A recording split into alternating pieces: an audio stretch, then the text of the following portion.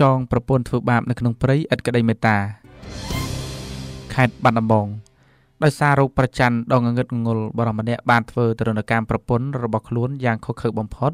តាំងពីនៅក្នុងផ្ទះរហូតដល់នាំនាងចូលព្រៃចាប់ចងភ្ជាប់ទៅនឹងដើមឈើរួចប្រើកំបិតកណ្ដៀវចាក់និងវាយដំគ្មានត្រាប្រណីអស់រយៈពេលជាមួយសប្តាហ៍មកហើយទើបគេដឹងរឿងរ៉ាវនេះកើតឡើងនៅក្នុងភូមិធរឃុំចែងមានជ័យស្រុកបាណន់ហើយរហូតដល់ល្ងាចថ្ងៃទី20វិច្ឆិកាទើបសមត្ថកិច្ចបំបែកសំណុំរឿងនេះបានអធិការរងនគរបាលស្រុកបាណន់លោកថោងថិនប្រាប់ថាជនដៃដល់ឈ្មោះឌឿនវ៉ាន់អាយុ31ឆ្នាំនិងភរិយាដែលរងទរណកម្មពីស្វាមីអកតេនេះឈ្មោះវុនស៊ីថាអាយុ25ឆ្នាំលោកអធិការរងបន្តថាស្ត្រីរងគ្រោះត្រូវស្វាមីវាយដំធ្វើទរណកម្មសពបែបយ៉ាងនៅក្នុងផ្ទះនៅក្នុងចំការដំឡូងនិងនាំចូលទៅក្នុងព្រៃស្ងាត់ឆ្ងាយពីភូមិរួចចងប្រពន្ធភ្ជាប់ទៅនឹងដើមឈើធ្វើទរណកម្មយ៉ាងព្រៃផ្សៃដោយប្រើកូនកំបិតចាក់បំពង់កឆូតលើសាច់និងយកកណ្ដៀវចាក់ជើងទាំងសងខាងឲ្យរបួសហើយវាយដំយ៉ាងខុសខើបំផុតការធ្វើទរណកម្មនេះកើតឡើងតាំងពីថ្ងៃទី10វិច្ឆិការហូតដល់ថ្ងៃទី19វិច្ឆិកា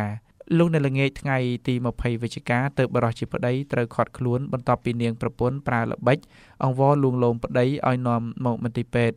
ហើយឆក់ឱកាសទៅប្តឹងសមត្ថកិច្ចឲ្យចាប់ខ្លួនប្តីគំរក់នេះតែម្ដងជនដៃដល់ឈ្មោះឌឿនវ៉ាន់សារភាពថាខ្លួនពិតជាបានធ្វើទរណកម្មយ៉ាងធ្ងន់ធ្ងរទៅលើប្រពន្ធមែនដោយសារតែប្រពន្ធខ្លួនមានទំនាក់ទំនងស្នេហាជាមួយប្រុសផ្សេងពេលនាងទៅធ្វើការរោងចក្រជាង1ខែនៅឯភ្នំពេញ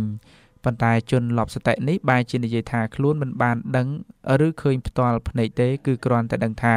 មានមនុស្សប្រុសទូរស័ព្ទមកប្រពន្ធខ្លួននិងមានគេនិយាយប្រាប់អំពីបញ្ហានេះដែលឡៃស្ត្រីជាប្រពន្ធបានបដិសេធពាក្យចចាមអារាមទាំងនេះដោយនិយាយថានាងចាក់ចែងពីផ្ទះជាង1ខែទៅធ្វើការនៅរោងចក្រនៅឯភ្នំពេញហើយនាងស្គាល់មិត្តភ័ក្តិប្រុសស្រីរួមការងារនៅក្នុងរោងចក្រជាធម្មតាតែប៉ុណ្ណោះពេលនាងឈប់ធ្វើការងារហើយត្រឡប់មកផ្ទះវិញក៏មានបរិសម្នាក់ដែលស្គាល់នាងនៅកន្លែងធ្វើការបានទូរស័ព្ទមកសួរសុខទុក្ខនាង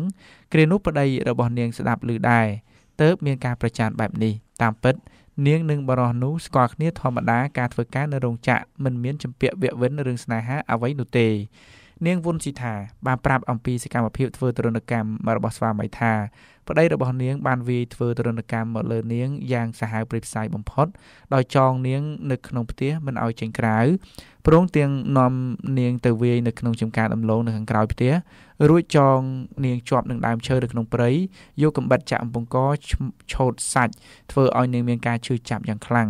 លោកប្តីគម្រក់នេះបានធ្វើទរណកម្មនាងចាប់ពីថ្ងៃទី10វិច្ឆិការហូតដល់ថ្ងៃ19វិច្ឆិកា